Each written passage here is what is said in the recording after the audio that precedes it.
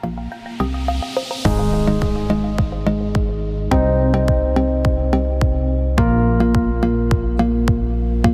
are you doing? This is Martin from Gardens for Life. So we're going to start a new little vegetable garden. We'd always been planning on doing it anyway.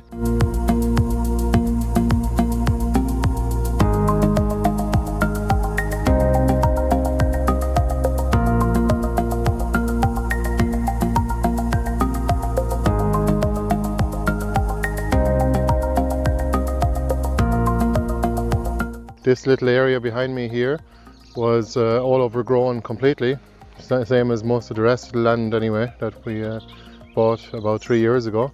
We ran chickens on it for about 2 years and we haven't had them on it for about a year now, so they actually did a really good job. We had a lot of considerations, either covered in plastic.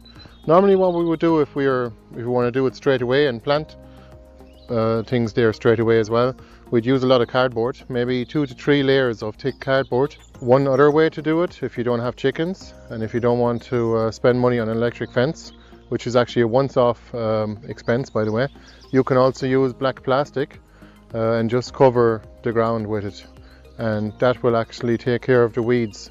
It'll actually at least kill them off somewhat in about 4 weeks, I figure, but I think 2 months or 3 months even during the summer is better. And then you mightn't even need cardboard after that. What you can do though is, if you have a lot of time and you just want to expand your garden, you could cover the ground with plastic for 6 months to a year, and that'll kill off all of the perennial weeds and the grasses as well, almost completely, to 99% of it, and you can then cover the ground in compost directly rather than using cardboard. And all of it really takes time. It takes months and months anyway, and there's definitely no point in digging up all of the grasses because you're disturbing the soil and the soil life and the mycelia, and of course all the worm channels. You're going to destroy the whole lot, basically, the soil structure itself, and it's a lot of work and you're only bringing up old weed seeds, so there's no point in actually ploughing it or digging it up even the first time. Some people do, like Michael Pilarski, and he's also an advocate of permaculture and doing no dig, but he does actually dig the first time and then amend the soil. But I prefer just leaving it as it is and just covering it from the top. Some of it has been here more than a week and some of it has only been here for a few days, maybe about 5 days, but it's definitely it would definitely be an advantage to leave it there for longer if you have time. But in this area here we'd like to set up a vegetable garden this spring, and if you look underneath here, that's been there for about 8 or 9 days now, and it made a big impact on the vegetation, as you can see. So the chickens are going to finish that off now, and we'll turn this grass into eggs and we'll get them to work the ground and scratch up the grass roots and the weeds, and also fertilize the ground as well.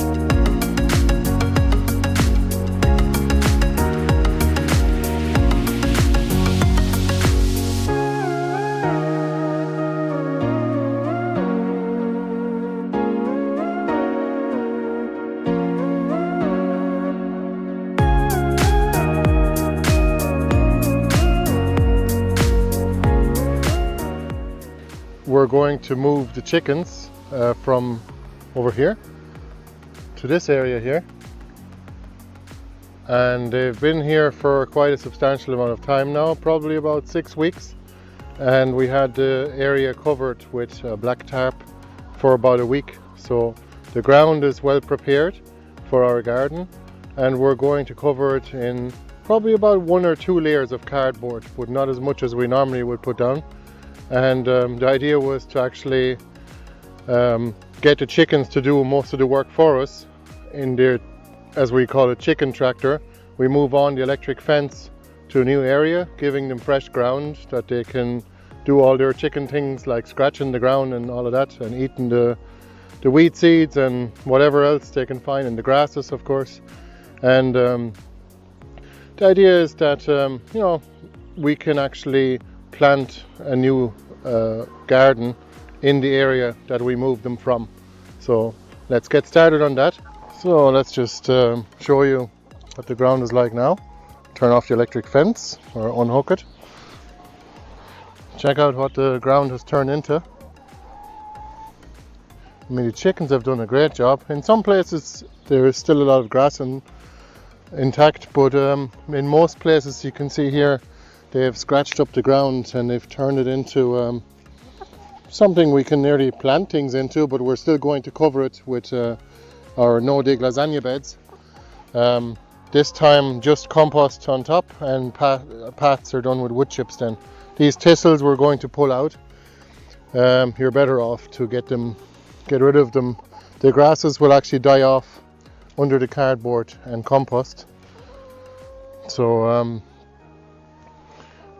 check this out.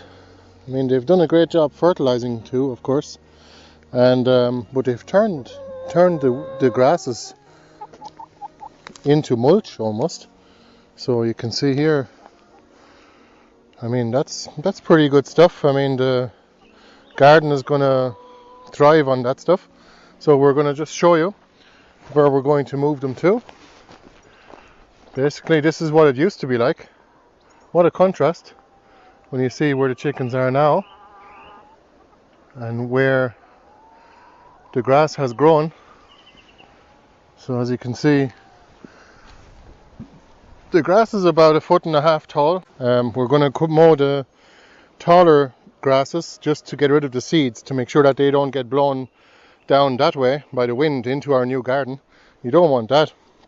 And as you can see, the chickens probably would just flatten them anyway. Any grass normally that the chickens don't eat or it's too tough to eat, like the stalks here, the chickens would simply just flatten it and turn it into mulch basically. And that's one of the techniques that Richard Perkins uses too. Through the grasses, actually laying down the grasses on the ground flat, and in order to stop the sun from hitting the soil directly. Kind of creates like a living layer of mulch. But here I'll just mow this briefly with a hedge clipper, and just to give the chickens a chance to root around it, and then we're going to move them. Safety first. We got our trusty earmuffs.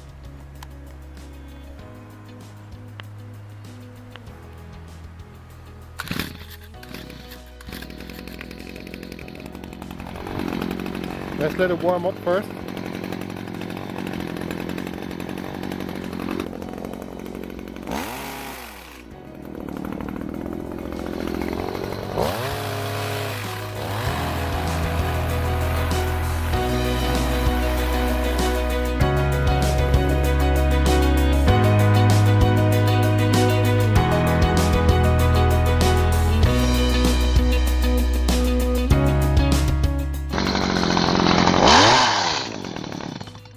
Ideal therapy after a long day in the office.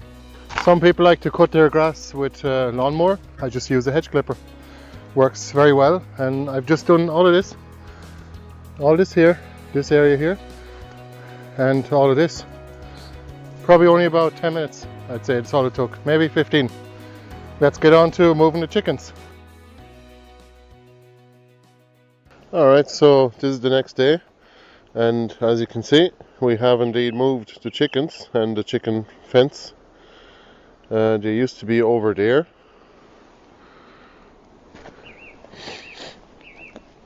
When we moved them, it was already dark, so I couldn't really film it.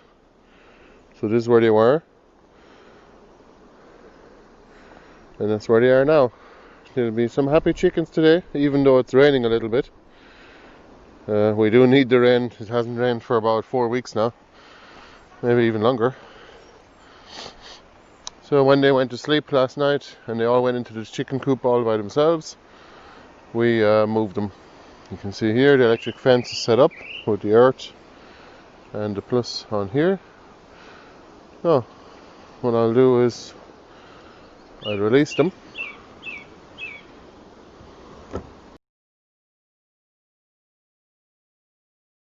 They're a little bit disturbed from the chicken coop having been moved.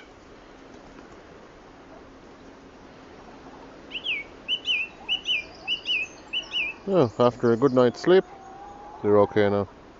The next job will be to move all of these rocks off the plastic that's underneath here, and this is just part of the path that we had planned originally, which, well, you can see the path is here, but we're going to add on to it by basically exposing the plastic that's underneath here.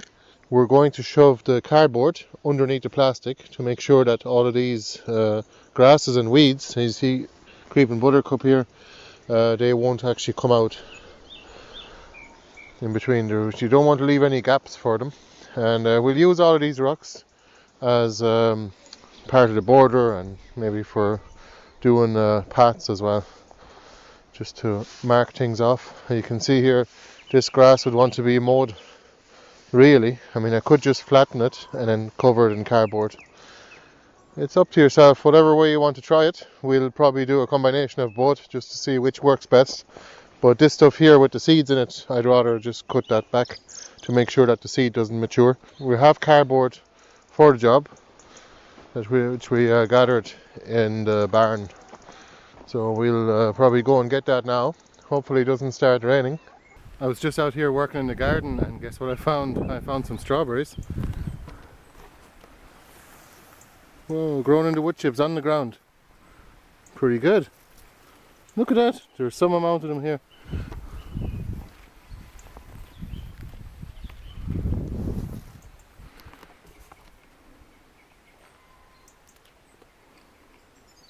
So good, grown in wood chips. Don't tell the blackbirds they're here though, because they're going to eat every one of them when they find out.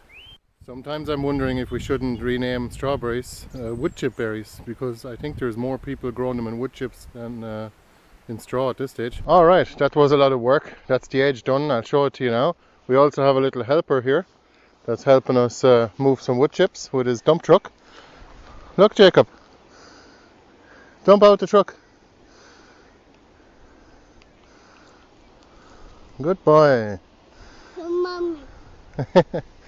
Now we have put down a plastic membrane at the edge here. We're going to shove the cardboard underneath, and we're going to do the same thing all the way along. We have pulled the wood chips back from the pad, and we're going to take the cardboard and just shove it underneath here to try and make sure that the grass roots don't come through. And we've done that all the way around here. So let's get the cardboard. We actually also have this 3-year-old Portuguese kale plant, which is enormous at this stage. It's like 3 square meters. We're having to actually expand the path here beside it, just because we don't want to take it down. We want to see how long it'll grow, or how many years we can keep it going for. And you can see it actually started off way over here, like way over here, and the trunk is about nearly 4 inches in diameter actually. So yeah, Portuguese kale is awesome for those of you who are interested.